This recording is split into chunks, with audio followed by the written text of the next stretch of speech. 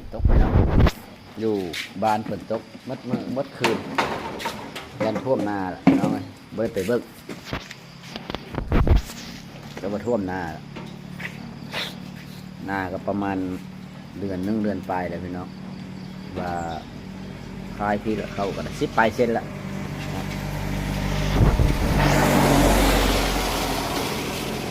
ฝนมดมือมดคืนนี้แถวสวรรค์ก็น้ำท่วมก็ไม่ธรรมดาแล้วพี่น้อง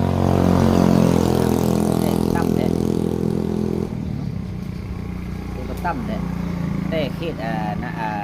เขื่อนน้ำน้อยแตกเขื่อนอันนี้แตกเลยท่วมตลอดสวรรค์ฝนตกท่วมละเดี๋ยวสวรรค์ปากเซ่จะประซัก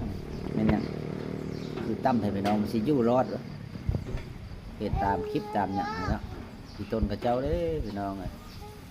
เห็นจะได้กดไลค์กดแชร์ให้เท่านั้นเลยตอนนั้นจะเห็นอย่างบ่ได้พี่น้องซอยเหลืออย่างบ่ได้เนาะ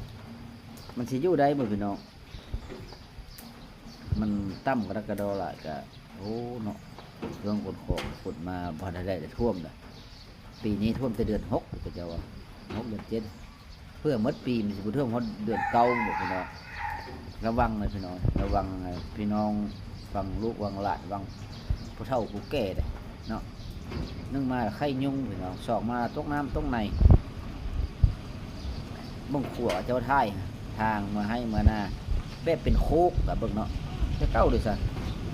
ค่อยเห็นจะเก้ากับ10 ปลายปีนะก็บอกว่า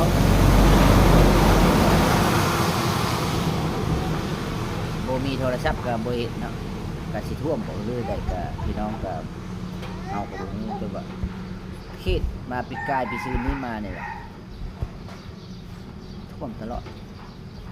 ผู้ขายเครื่องขายของเนาะเอาไปเฮือนเนาะบ้านเนาะเก็บบ่ทันเลยพี่น้องระมัดระวัง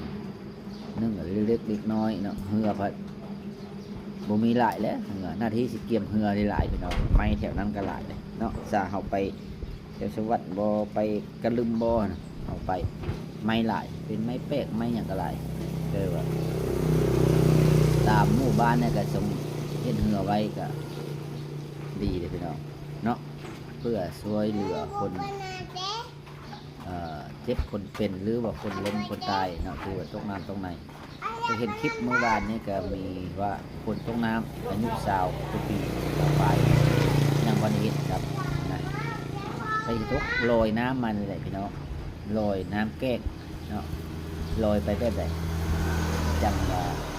บอกขึ้นทำไมถูกต้อง